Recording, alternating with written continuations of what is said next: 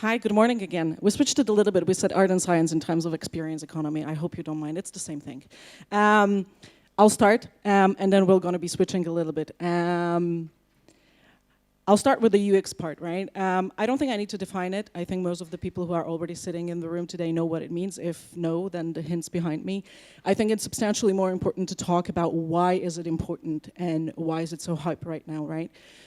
So what we're seeing is that with the amount of digitalization and the transformation of the business and being disrupted by a lot of fintechs, this is where the edge of the battle is going to be. And data, of course, where we're going to get in a little while. If I've heard a lot from today in the morning how fintechs might not survive, some of them come, some of them go. It doesn't matter.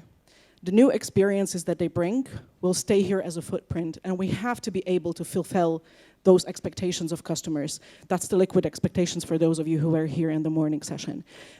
So this is where the battle's going to be won or lost. It's a very different kind of world from what we used to. It's not going to be about who gives you a lower percentage on the loan. It's going to be who's going to have more seamless and more pleasurable business experience. And that's a tough war to win. Now, we're going to talk a little bit about the art and about the science. I looked specifically into the definitions of that. And if we understand art as the expression of human creativity and imagination, ability to imagine, that is an absolutely crucial part to creating future of banking, right? Like science is really important, but it only helps you measure what is or what was. In order to be able to look into what will be, and you need to be preparing today for what's coming, you need that part of art in the traditional banking industry. Now, the main reason why we need to be talking about it is because 1 in 4 people who today download an application never use it again. It's because 60% of people decide, based on the quality of experience in the application, if they trust the brand or they don't trust the brand, right? So those are very tough questions and very tough to win. Now, it's not that hard to be different. That's pretty easy. You look at what everybody else has and you do exactly opposite. That's very easy. It's very hard to be better, right? And very often that's not about cherry picking, it's about fixing the basics, right? It's about doing your core business very, very well.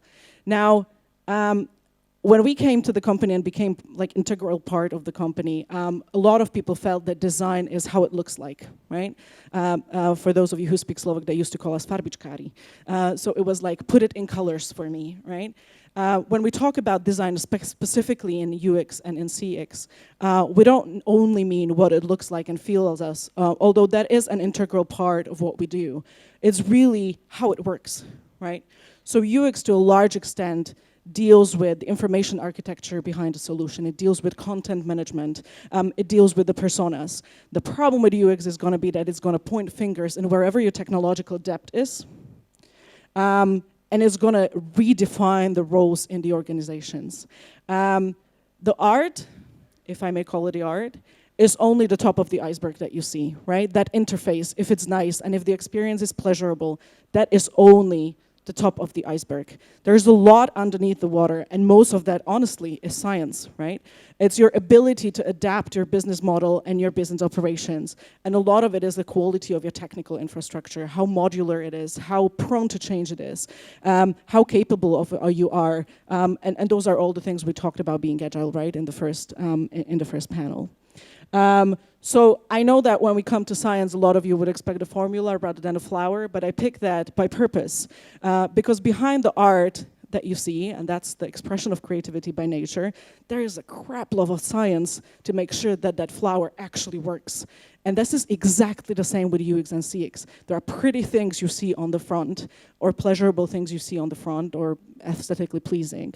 But you need to fix your science first before you're able to actually fulfill the expectations of the customer.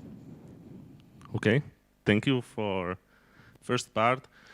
Now I will be speaking a little bit more about the science and artificial intelligence and how to use it in the future. Regarding the definition, it is not so easy as in user experience, because artificial intelligence got a lot of definitions and it is so-called suitcase word that you can define in plenty of ways. But when thinking about AI and current environment, it is currently one of the most misused buzzwords out there in the market. So there were some researches where few startups, not few, it was around 3,000 European startups were analyzed if they really used AI, or is AI only the buzzword that they use to gain more investment or sell more products. And more than 40% of them just do not use AI at all. What was shocking was that another, let's say 40% just used AI for the operational purposes. So it was like chatbots and so on and so on. So really only small amount of the startups were really using the AI as the core business for the customers. So it is really hard to currently distinguish what is the real science and what is only the buzzword. And from the knowledge perspective of companies, it is very hard to assess whether to use artificial intelligence or not. So there are a lot of examples where also the big companies are, let's say, misusing the AI for some basic statistics and mathematics. So it is really hard to currently define how to use AI within the companies. So when we are speaking about data and AI, we need to think about the tools and the data. So these are two, let's say, basic pillars of any usage of these technologies. And tools and applications can be bought. You see everywhere that, as I mentioned, there are a lot of startups, a lot of companies that are trying to sell you their solution, but the thing that you cannot buy is the data, and data is what it makes the difference. And also, let's say, when we are speaking about the challenger banks and other fintechs, their key purpose is to, let's say, siphon the data out of the bank. Because, okay, when speaking about the Revolut and about the challenger banks, they are really stealing us the data points and data interactions with the customers. So we really need to think about that AI is built on lots of data. Other thing, which is, let's say, I think the most crucial, is the data governance. It is not currently the buzzword, but I think that data governance and data quality will be, let's say, a key premise for any successful implementation and application of the artificial intelligence. And we see it also currently.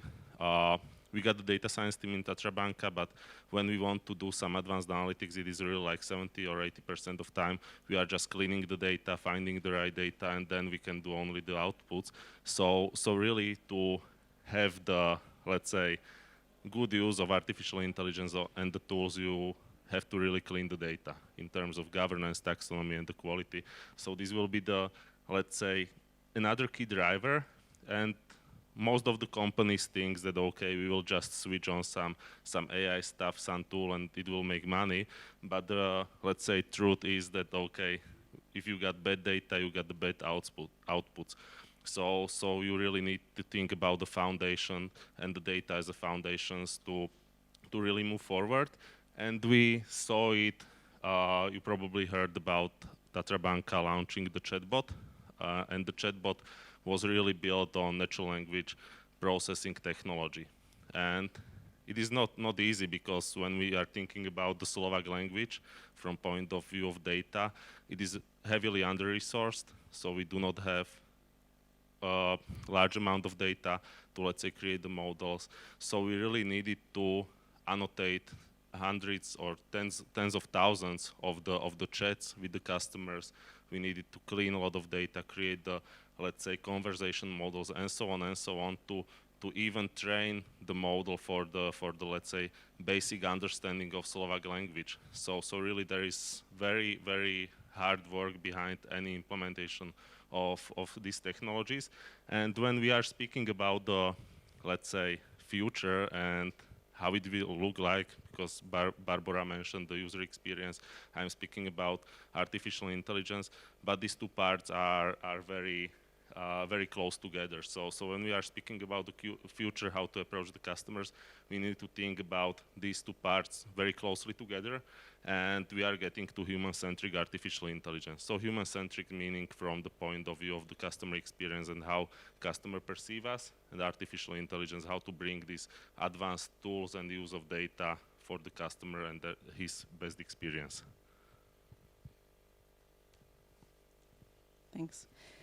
Right, so when we're thinking about the human-centric customer experience, or artificial intelligence, I take the human-centric, that's the art part. In order for me to do my art, I need his science to be to the point, right? Otherwise, I don't know who is on the other side of the fence.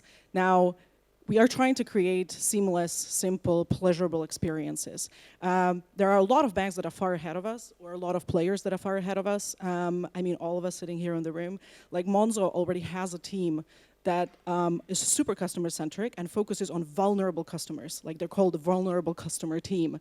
And they look at people who have mental disabilities, who might have gambling problems, who might have depression, who might suffer from anxiety connected to money, and think about how to change interfaces and how to change the experience on the other side, how to change the interface so that it serves to that particular group of people. I mean, imagine how advanced that is in comparison to where we are and where we're talking about, you know, customer groups depending on their age or their income or their amount of assets. Like, it's really a very different kind of science. But in order to be able to do that, we really do need to transform into a very highly AI or data and UX-driven companies. We need that science and the art to come together. Otherwise, we won't be able to imagine the futures that are ahead of us and actually be able to benefit and monetize off of them. So we do believe, and not just because we are the two representatives of those two departments, that merging AI and UX, it is a crucial factor. And it's going to be the decisive factor for the industry. One cannot exist without the other. If you have insights, but you can't turn them into something that people want to use, they're not going to be worth much. But if you want to do something that people want to use, you need to understand the people in the first place, right? So you need the insights and you need the science. So if we do have takeaways, it's merge those two departments, but first have talent that can actually do that. It's something that traditionally was not in a bank. Very oftentimes, a lot of these things were outsourced. You are probably used to using a lot of graphic UI studios, and they're fantastic, but listen to them when they tell you a lot of things and implement those also inside. Really adopt the ways of thinking that agencies are using, especially UX agencies or CX agencies, and adopt and change the model and the operation, otherwise it's not gonna work. And listen to your science. And yeah, I mean, measuring in data points, the quality and the clarity of the data is going to be the most important thing. So make sure that the data comes in is just as clean as the data that comes out. And I think we're done. Yes, we got Thank one you. question there. I think regarding the AI governance, and maybe the question is also regarding AI ethics. Yes, we are currently preparing, let's say, the AI ethical guidelines, how to use the models and how to work with data to, let's say, mitigate the possible bias and possible bad outputs. Good, thank you. Thank you.